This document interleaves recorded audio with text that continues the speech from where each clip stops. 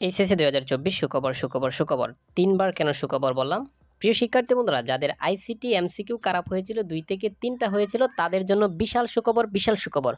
তোমাদের আইসিটি খাতার MCQ, CQ সহ সবকিছুই পড়ে গেছে। অনেকে পুনরায় হয়তো পরীক্ষা নেবে, না হয় এইচএসসিতে তোমাদের রেজাল্ট হবে এভাবে যে এসএসসিতে যত পেয়েছিলা তার একটা গড় করবে। প্রিয় শিক্ষার্থী বন্ধুরা, যারা ফেল নিয়ে দুশ্চিন্তা ছিলা, আজকের এই ভিডিওটা তোমাদের জন্য খুবই প্রফুল্ল হবে। কারণ আমি তোমাদেরকে প্রুফ সহকারে দেখাচ্ছি। দেখো, ২টা সিস্টেমে পরীক্ষা হতে পারে পুনরায় পরীক্ষা হবে, না হয় আগের তোমাদের এসএসসির নাম্বার ম্যাপিং করে তোমাদেরকে একটা কাটমার্ক দিবে, কাটচার্ট দিয়ে তোমাদেরকে অটো পাস সিস্টেমে একটা নাম্বার দিয়ে দিবে। তার মানে তোমরা কেউ ফেল করবে না। প্রিয় শিক্ষার্থী বন্ধুরা, যারা মূলত আইসিটি নিয়ে দুঃসংবাদে ছিল, দুশ্চিন্তা ছিল, তোমাদের ঘুম নেই, তোমাদের জন্য বিশাল সুখবর এটা।